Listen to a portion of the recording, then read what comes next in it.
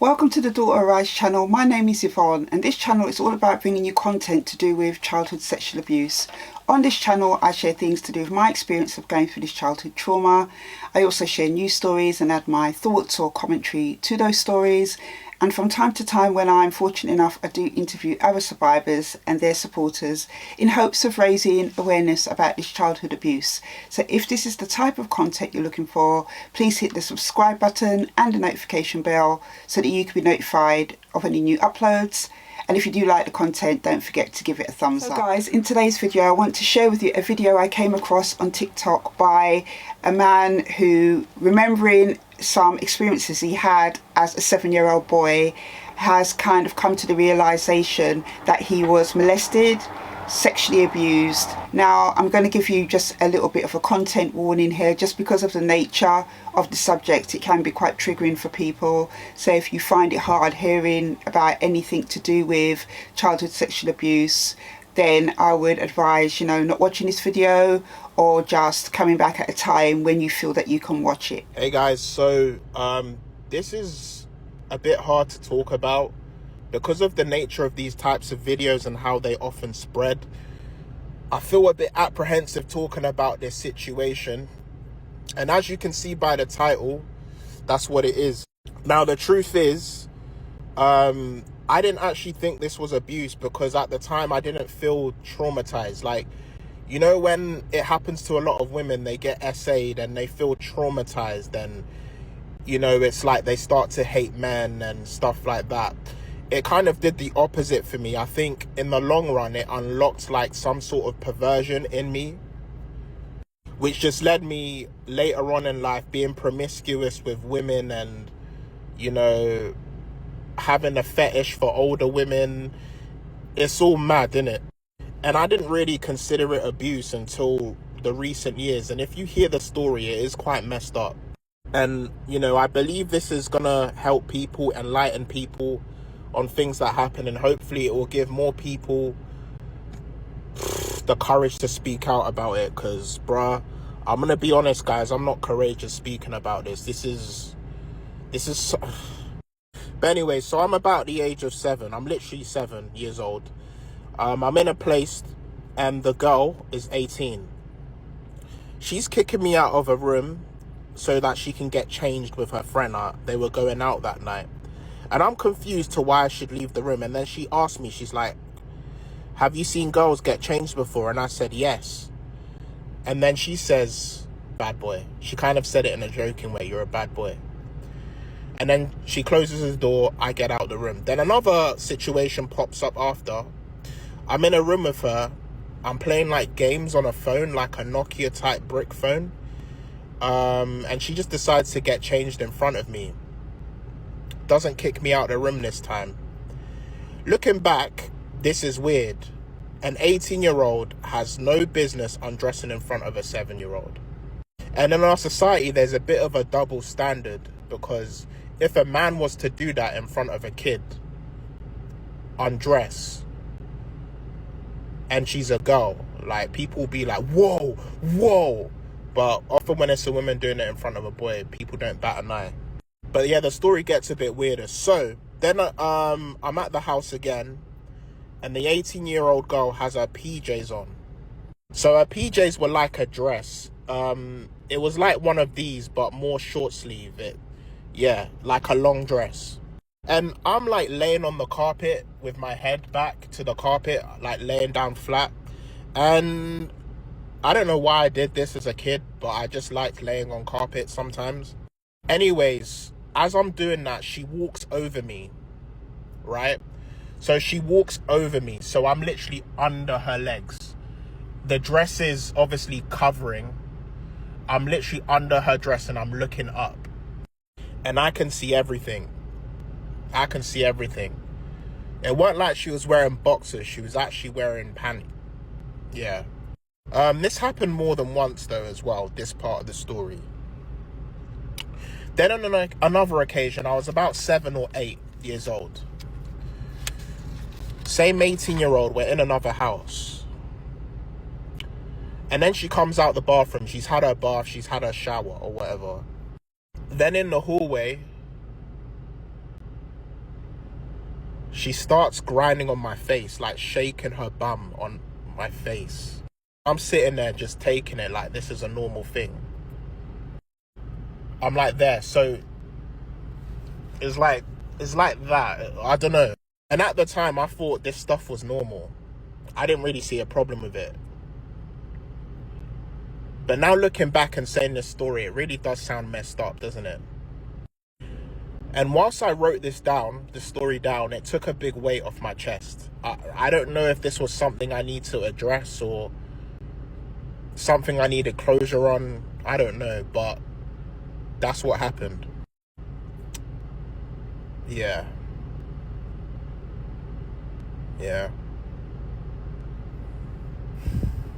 Sorry, I just feel grieved talking about this right now. But it's crazy. But yeah, like, as I said, I don't want to bait the person out. I don't even know, to be honest, where to find their profiles and stuff. But yeah, I'm not.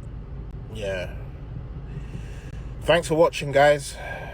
So first of all, I want to say that this guy is really courageous in sharing his story on TikTok. Anybody that can share their story on social media is very brave, because obviously we know with the nature of some people, they can be quite mean, quite uncompassionate, not really understanding of what's being talked about, and then will say anything out of their mouth, which can be quite unkind and unhelpful. So the fact that he shared this video on social media, I think is very courageous. I want to just pick out some things from what he has shared and kind of give my thoughts on it, because I think some of the things that he shared here are common experiences for a lot of victims of childhood sexual abuse, whether male or female. So one of the first things he said is that he didn't think it was abuse.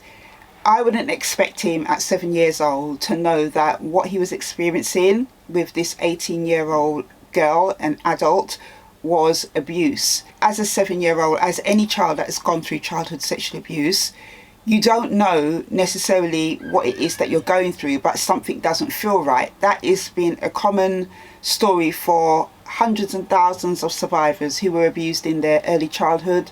They knew something was wrong, but didn't know what was wrong. And, you know, that is something that happens a lot. So without the vocabulary or the knowledge or the education to know that these things that he was experiencing was abuse, no one would expect him to know at 7 years old. And even if he did have that information, if it wasn't explained in a child-friendly way, he probably still wouldn't be able to understand it. So, you know, this is a common thing that happens with lots of children. So this is something I'm probably going to do a video about, and it's an important point that he brings up. I don't know why I've not done a deep video on this. Maybe because I think it's probably been too close to my own experiences, maybe. I don't think I've really talked about it in the 12 years I've had this YouTube channel, in the 270 videos that I've done. But he says that the molestation that he went through as a 7-year-old had unlocked in him perversion. It is an uncomfortable thing to talk about, the fact that being sexually molested, sexually abused as a child could open a door for lust later on in life. I have talked about my problems with promiscuity in my teens. You know, it's something that recently as well, I even said to my second daughter that I believe that if I hadn't have gone through childhood sexual abuse starting at the age of 9, I probably wouldn't be having sex as a teenager, because I really wasn't interested in all of that. But something happened within me where those acts that my dad did to me unlocked lust in me, and it caused a kind of battle with lust for a number of years. And I think I'm going to do a more deeper video into that. But I've heard people's experiences where they have said that, you know, the sexual abuse that they went through caused them to be promiscuous. You know, their experiences of going through that made them feel that that was the only thing they were good for, and led them down a path of going into prostitution and selling their body and doing sexual content. I've also heard other people say on social media and videos that being molested by a certain person of a certain sex caused them to go into homosexuality. A lot of victims, a lot of survivors have gone through this and probably feel deeply ashamed to talk about it as well, because, you know, who wants to say that these experiences that you didn't want in the first place have caused you to go on a path of lust or perversion?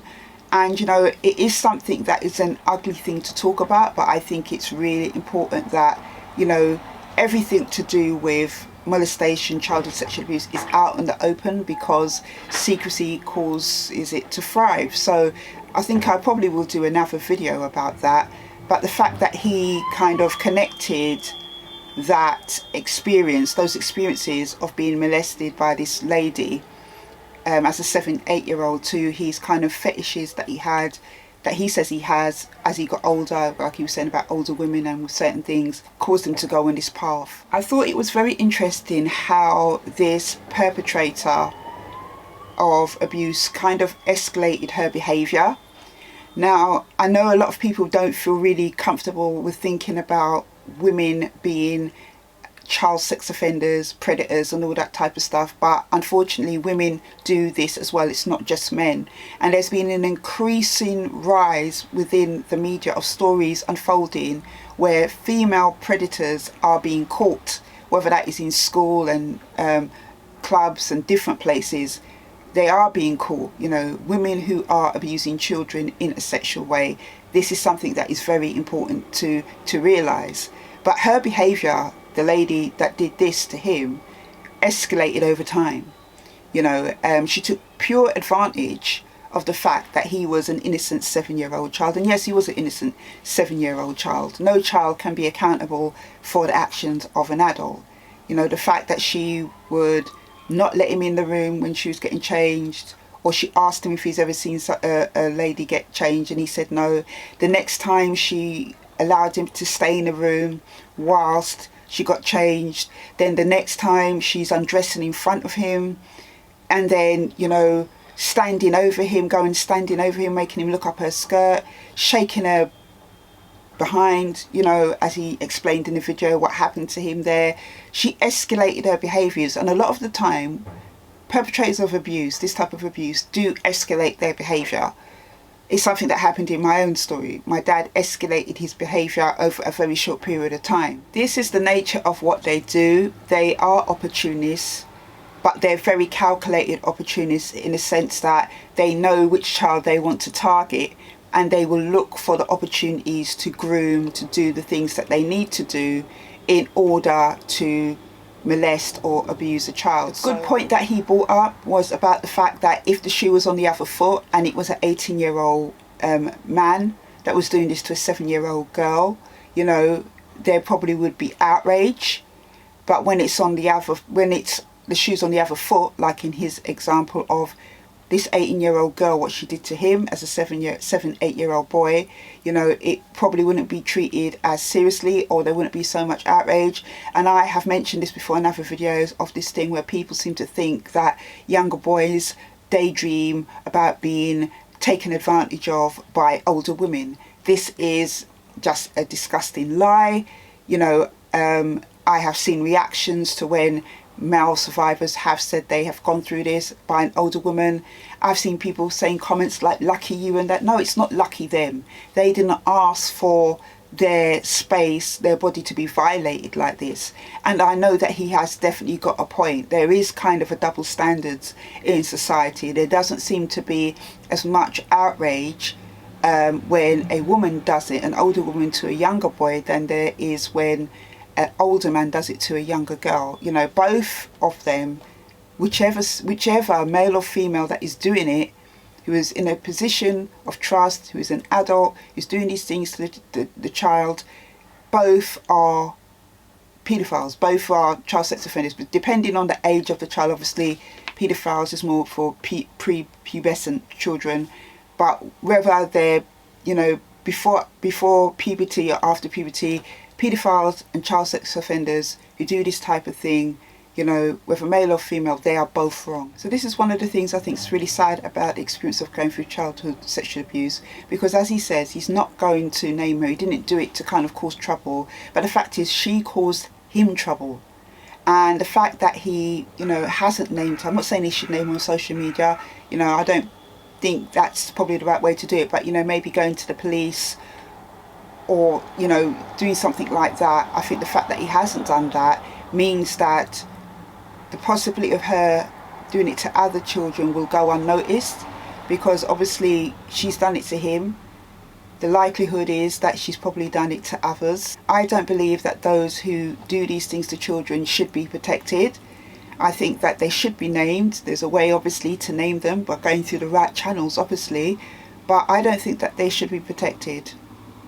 And that is what a lot of these people who do these types of things rely on. You know, the child not saying anything, whether they have threatened them or bribed them or groomed them not to say anything, or as adults they've just chosen not to do it. They rely on the silence. So, you know, I think that's something maybe in time maybe he should think about. But it's very clear from this video that the things that he's experienced obviously have affected him, and he probably would benefit from speaking to somebody about it, you know, whether that is somebody who's trained in this area like a therapist, or somebody who's trusted to him who will lend a listening ear.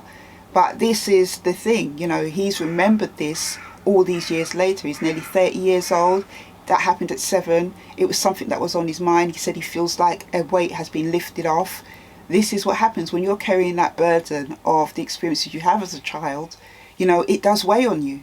You know, the secret weighs on you, the shame weighs on you, the burden of that. Maybe you're having to see that person, you know, in your family circle or wherever it is, you know, that weighs on you, especially if you don't understand what you've been through, feeling confused about it, knowing something is wrong but not knowing exactly what it is. Sitting down and talking to somebody like a therapist in this type of area can help to unpack that. It's good to talk and it's good to get it out in the open, and I'm glad that he's been able to share his experiences in hopes of helping someone. I did actually comment on his video that I thought he was very courageous, and I pray that he heals and, you know, that God blesses him. So I just wanted to share that with you, because this is another male survivor that is speaking out about his experience. And we know that it's not just girls who have gone through this in their childhood, boys have as well. And this platform is to share all stories, whether they are men or women who have gone through this in childhood, and to raise awareness. So until the next video, take care.